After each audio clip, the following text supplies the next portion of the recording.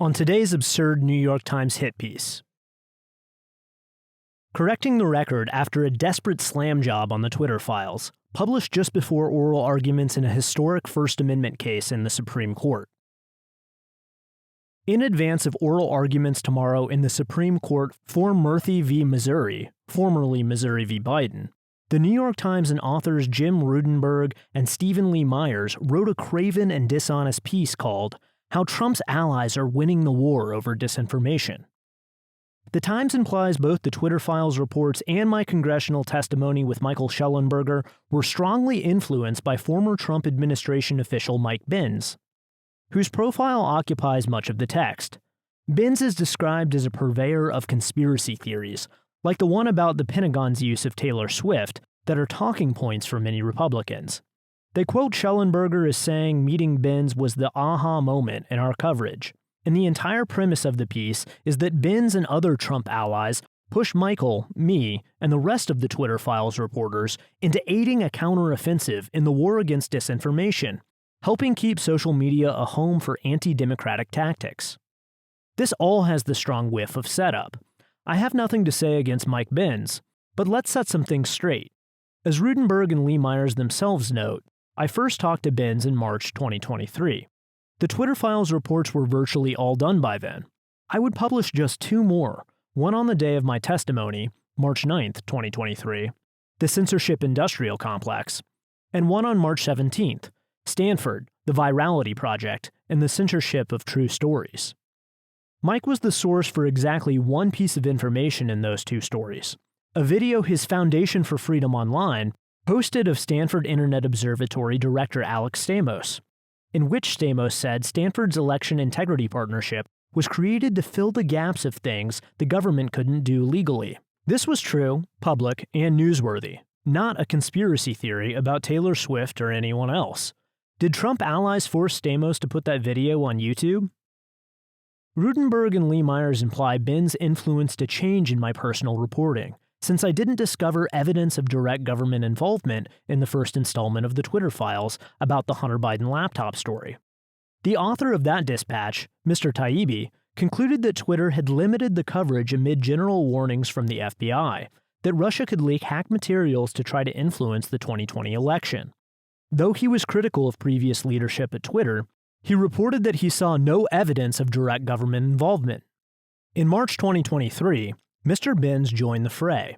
Both Mr. Taibbi and Mr. Binns participated in a live discussion on Twitter, which was co-hosted by Jennifer Lynn Lawrence, an organizer of the Trump rally that preceded the riot on January 6th.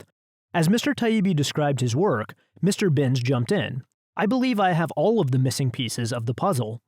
There was a far broader scale of censorship the world has never experienced before, he told Mr. Taibbi, who made plans to follow up.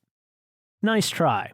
Though I didn't find direct evidence of government involvement in censorship programs in the first Twitter files piece, we did discover it, on a grand scale, almost immediately after.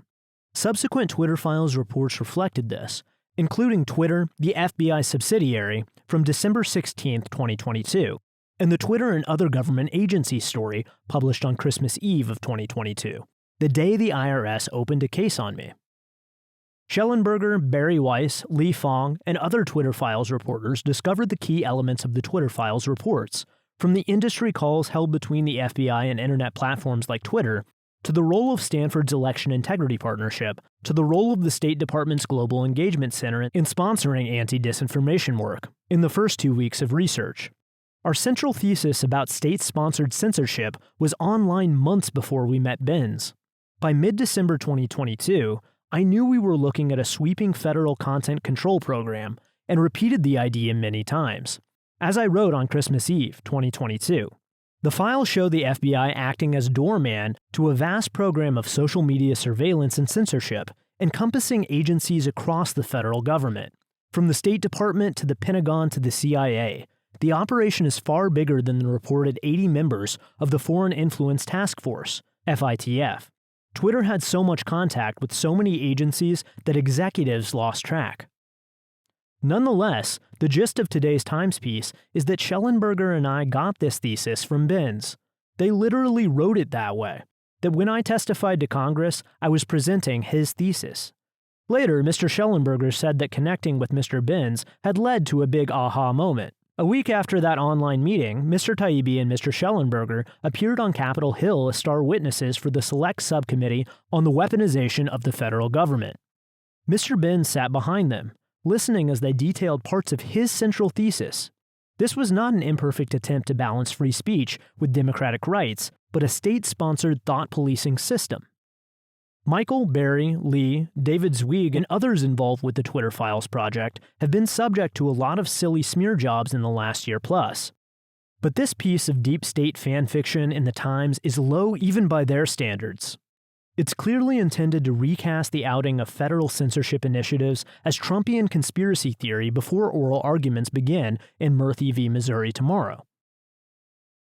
As the Times notes, this is one of the most important First Amendment cases of the internet age, and could curtail the government's latitude in monitoring content online.